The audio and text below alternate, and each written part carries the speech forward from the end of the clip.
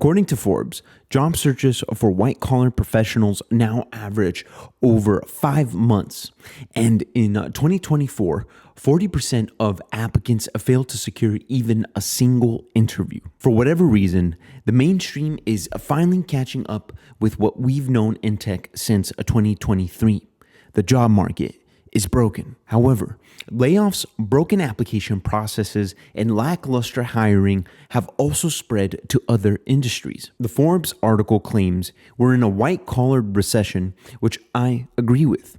However, in this video, I argue that something deeper is occurring that will change white-collar work fundamentally and perhaps permanently. What we're experiencing in the job market isn't normal, and at the end of the video, I discuss some solutions for preparing and adapting to this storm. But why the heck should you listen to me? I'm a software engineer who's worked professionally for several companies. During that time, I've worked both remotely and in office. I've also been hired many times, laid off a few times, started my own business, and experienced both significant wins and numerous failures. I'm not behind this camera because I'm cooler than you.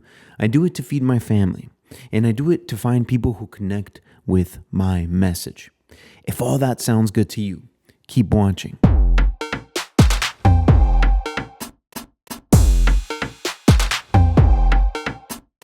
Do you feel like you're grasping at straws when applying to jobs? Today, we are witnessing our generation's version of the 2008 financial crisis and the dot-com bust.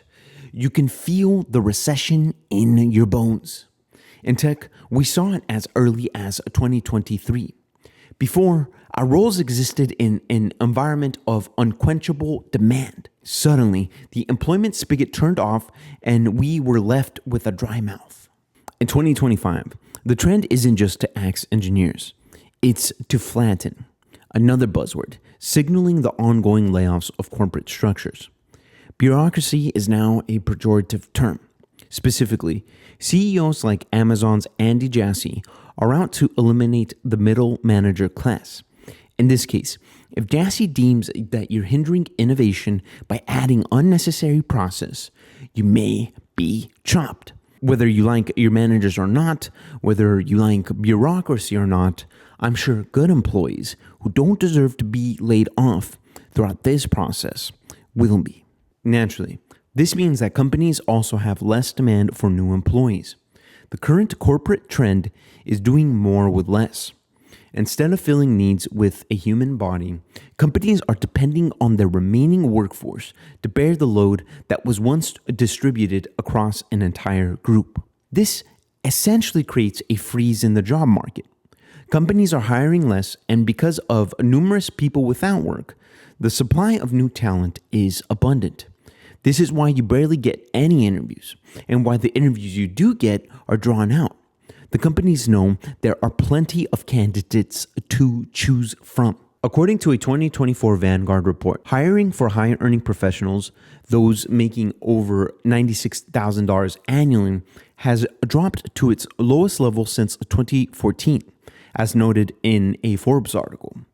Job openings fell to 7.6 million in December 2024, the weakest since September, signaling a white-collared recession. Then there is the big elephant in the room, AI. As it stands, I can't say the significant reduction in the workforce is directly related to AI.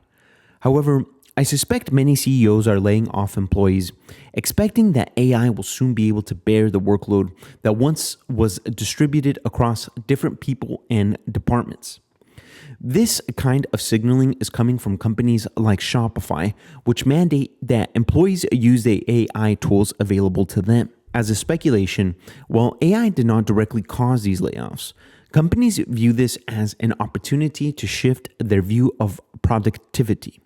I don't think it's a stretch to say they'll attempt to fill gaps in responsibility with sufficiently advanced AI. This is an AI that at some point may be smarter, faster, and cheaper than a human knowledge worker. Now, here is where I may lose some people, but that's okay.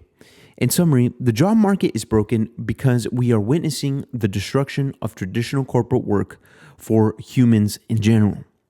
We keep freaking out that we're going to get replaced in the future. I'm saying we're getting replaced now in real time. Specifically, we have experienced white-collar recessions in the past that have led to unemployment and hiring freezes.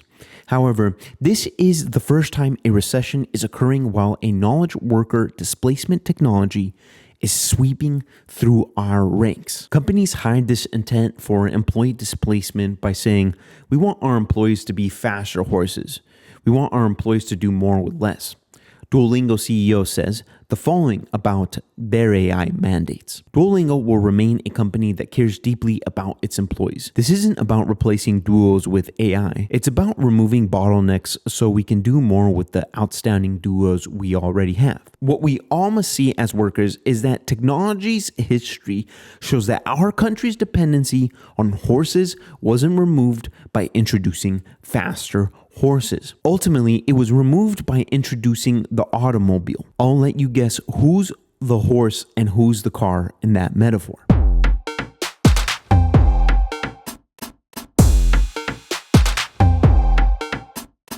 I currently have 3 students who are skilled software engineers who are actively seeking to break into the tech industry.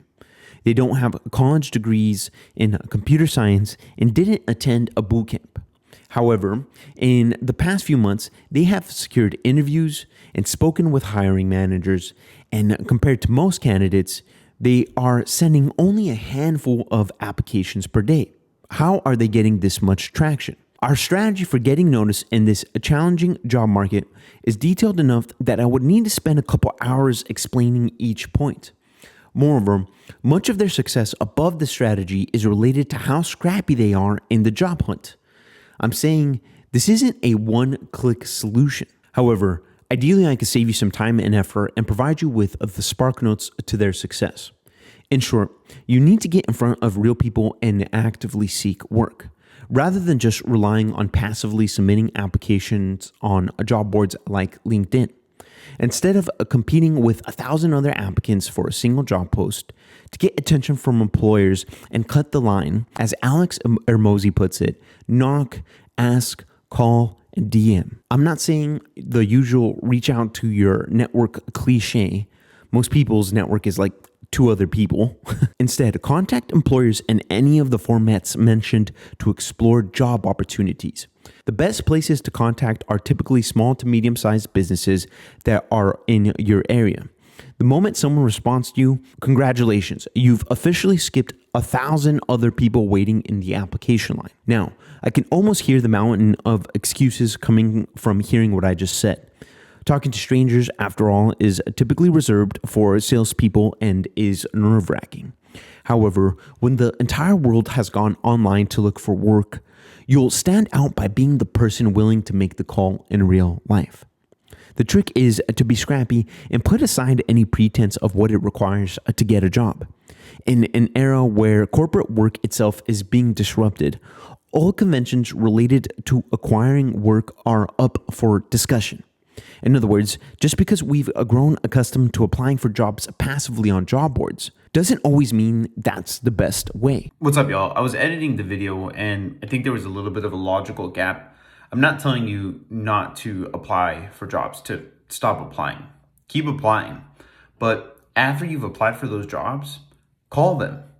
Right now, nobody's hearing back from these companies, or if you do hear back, it's a very small percentage of companies that ever get back to you.